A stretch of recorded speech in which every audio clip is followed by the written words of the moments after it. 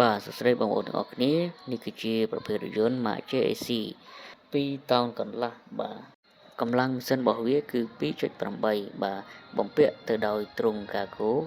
បាទដោយតាក់បូសន្សំសំចៃប្រេងបាទ